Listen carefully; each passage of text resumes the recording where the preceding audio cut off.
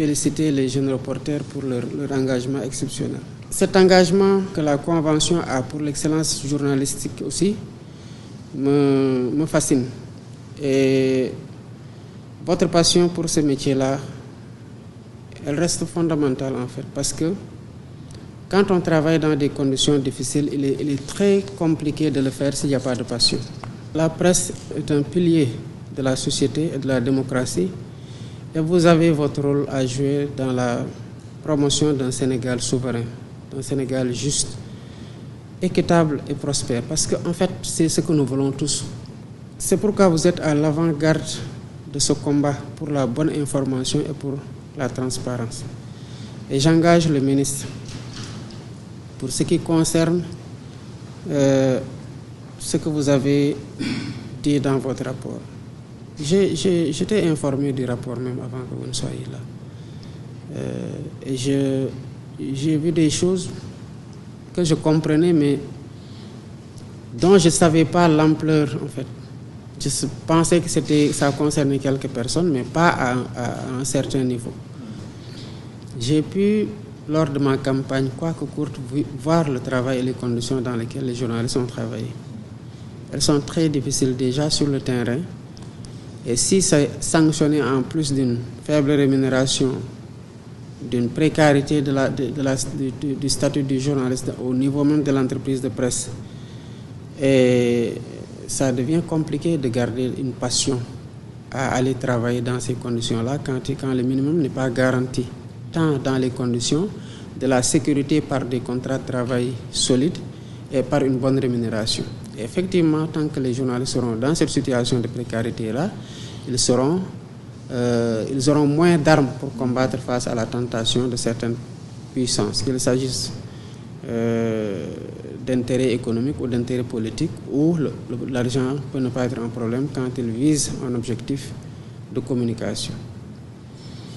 Cela doit faire l'objet de concertation entre les entreprises qui sont des employeurs et les travailleurs du milieu de la presse, avec la supervision de l'autorité qui doit veiller à la bonne application des règles qui régissent les contrats de travail entre employés et employeurs.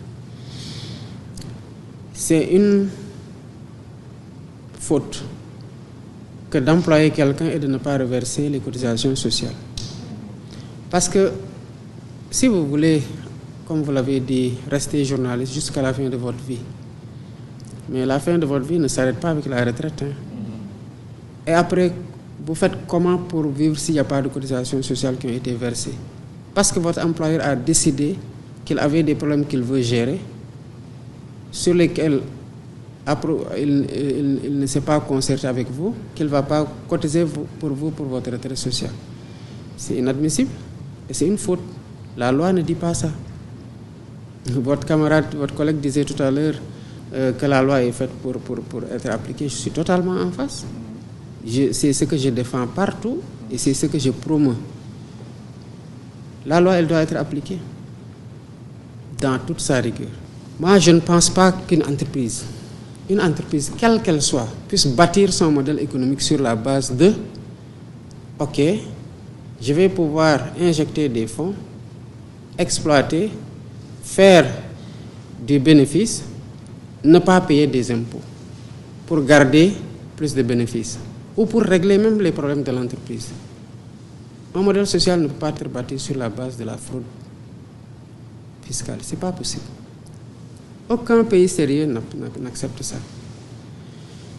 Qu'est-ce qui s'est passé pour les entreprises de presse? Vous le savez, ce n'est pas la première fois qu'on parle d'effacement de la dette fiscale des entreprises. En tout cas, avec moi, ça ne s'est pas passé et ça ne se passera pas. Donc le dernier effacement, c'est la dernière fois que ça se passe.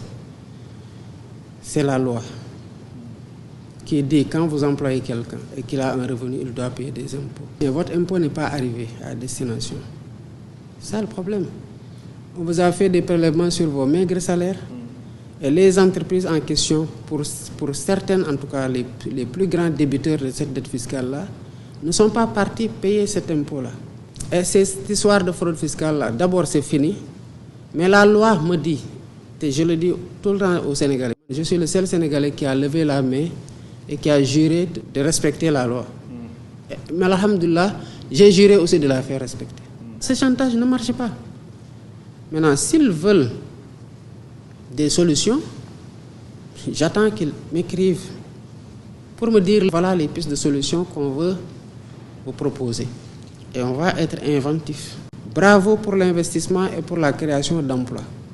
te lu ci état mën a def dina leen soutenir ci loolu mais quant à nag nga dem jël des impôts ci journalistes yi téye ko parce que tàmm nga saa yoo ko defee ñu baal la ko ba y en a qui ont prélevé comme ça sur les journalistes retenus à la source sur salaire, sur des personnes qui ont fait des prestations pour eux, retenues sur 5% versés au tiers, qui l'ont fait sur la TVA. Et la TVA, vous savez lan la. Mais c'est sur la publicité et les annonces. Mais nañ ci jël benn exemple simple. J'ai un parent mu gaañu ma bëgg a dem pour ñu defal ma avis de décès bi ma dem avis de décès c'est pas exonéré de TVA entreprise bi ne ma facture avis de décès bi tant lii la format bii la boo jëlee format bi 100 000 TVA 1800 la ma fay loolu fay TVA mu nekk 108 000 ma ne ko mais doo TVA mu ne doo ko dindi mu ne ma déedéet moom ma ko état moo ko moom ma dem ci sama dëj l'entreprise de presse téye loolu pendant que maa ngi ci dëj jusqu'à ce que affaire bi nekk ay milliards et on me dit nañ ko bàyyi au nom de quoi et c'est les mêmes qui vont aller dire non lii amul pourquoi defaruñu yoon bi mais defaruñ ko parce que justement il y a 40 milliards que des gens n'ont pas donné 40 milliards lu mën bëri na vous exploitez, on vous donne une concession de service public à travers une licence. On vous dit fay leen redevance. Ñu ne duñ fay redevance. Te yéen a ngi exploité. Mais pendant ce temps-là, après boo xam ñu ne c'est un secteur sensible. D'accord, j'entends. Mais les cliniques, lan moo leen gën a sensible? On opère des gens parce qu'on n'est pas en mesure de satisfaire toute la demande par des hôpitaux publics. Ay nit dem investir ci ay cliniques. Ay nit di matu hôpitaux yi jëluñu leen en charge ñu rawale leen ci clinique sauver yaay sauver doom mais les cliniques dañuy fay impôt est-ce que pour autant ñoom nee nañ non nañu effacer suñu dette fiscale parce que c'est un domaine sensible ban domaine moo sensible parce qu'on a le micro donc ñii nii di génn di wax ñëpp en fait dañu nekk di wax parce que nous on joue la carte de l'apaisement et de la diplomatie. Et certains commencent à abuser parce que yaakaar nañu dañuy génn wax dinañu bind man je l'ai dit à qui veut l'entendre personne ne peut me faire chanter pour la bonne et simple raison que je ne sais pas chanter lan presque bu commencé di wax lenn moo mën a am ñu wax lu dul dëgg pour jàpp ne ñu ngi may yàqal tooñ ci nit yoon topp leen parce que ci diffamation lay nekk ak diffusion de fausses nouvelles wala ñu wax loo xamante ne dëgg la lu may déranger parce que man maa ko def ma xam ne man maa wàcc yoon ma tegu wàcc yoon bu dee samay nit lañu ma teg leen ci yoon sant leen ci bu baax nag c'est pour ça que le prix du journalisme d'investigation bu ngeen ko defee man dinañ on y mettra ce qu'il faut pour encourager ce prix-là. Parce que je veux justement que la presse fasse ça. Bu dee loolu mooy li ñu may chanteloo mais ils sont en train de faire fi mu leen di xaar justement sortez-moi les scandales ba xool si je vais pas sévir man jublaay ci njublaay góorgóorlu ci jubal lay dox ci jubanti laa taxaw donc képp ku ma ci mën a dimbale ci ne ma lee de jubul ma xool loolu jubul dama ko ciy sant bu baax a baax qu'il s'appelle journaliste qu'il s'appelle lanceur d'alerte. Pourquoi j'ai fait une loi sur les lanceurs d'alerte? Parce que je veux que les gens me disent ce qui ne marche pas. C'est pas pour les autres, hein. C'est pour aussi ceux qui sont en train de faire des choses avec qui je suis. Donc on ne peut pas me faire chanter par rapport à loolu. C'est pour ça que ça ne marche pas. Benen bi mooy, mais on me ferait chanter pourquoi? Pour que je reste président.